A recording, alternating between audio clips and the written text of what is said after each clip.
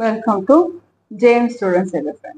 இந்த வீடியோ நம்ம பார்க்க போகிறது 11th Standard Accountancy, Chapter 4, Sum number 10.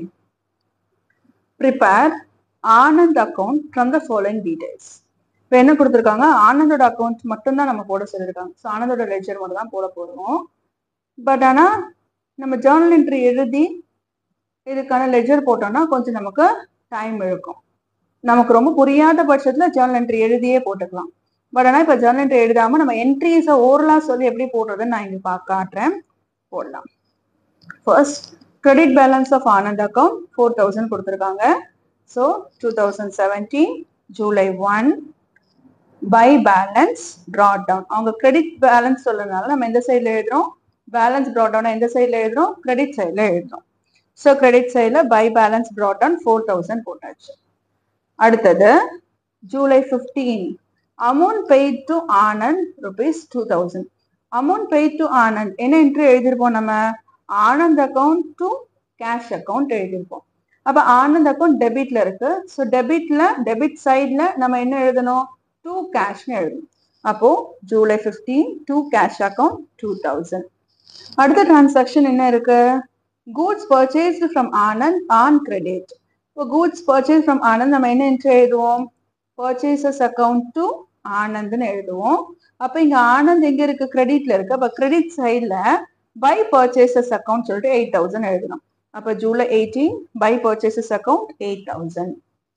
Paid to Anand, paid to Anand நம்ம என்ன என்ட்ரி எழுதுவோம், இதுக்கு ஆனந்த் டு கேஷ்னு எழுதுவோம். இப்போ ஆனந்த் டெபிட்ல இருக்காங்க. இப்போ டெபிட்ல to cash account amount 3960. Discount allowed by him 40 கொடுத்துருக்காங்க. அப்போ நம்ம கேஷோட சேர்த்து தான் டிஸ்கவுண்ட் எழுதுவோம். இதுக்கு என்ன என்ட்ரி வந்திருக்கும், ஆக்சுவலா ஆனந்த் டூ கேஷ் டூ டிஸ்கவுண்ட்ஸ்னு எழுதியிருக்கோம். ஸோ இப்போ to cash account to discount receipt 40. Next goods purchased from Anand the same purchases to Anand. அப்போ ஆனந்த் கிரெடிட்ல இருக்கனால கிரெடிட் சைட்ல நம்ம பை பர்ச்சேசஸ் அக்கௌண்ட் எழுதுறோம், அமௌண்ட் 5000. இப்போ இதுக்கான என்ட்ரிஸை ஓரலாக சொல்லியே டெபிட்ல வரணுமா கிரெடிட்ல வரணுமான்னு பார்த்து அதுக்கான போஸ்டிங்கை பண்ணியாச்சு. இப்போ பேலன்ஸ் பண்ணலாம். கிரெடிட் சைடு ஆட் பண்ணுற 17000 வருது. டெபிட் சைடில் ஆட் பண்ணால் எனக்கு 6000 வருது. 17000ல இருந்து 6000 மைனஸ் பண்ணால் 11000.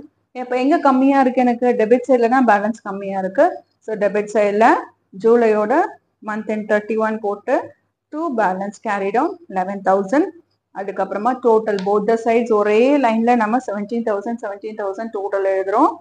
அப்புறமா டோட்டலுக்கு கீழே இங்க நமக்கு டெபிட் சைட் பேலன்ஸ் எங்க கொண்டு வரோம், நம்ம கிரெடிட் சைட் பேலன்ஸா நெக்ஸ்ட் மந்த்துக்கான ஓப்பனிங் பேலன்ஸா கொண்டு வரும். ஸோ இப்போ August 1 by balance brought down 11000. அவ்வளோதான் இந்த சம். That's it. தேங்க்யூ.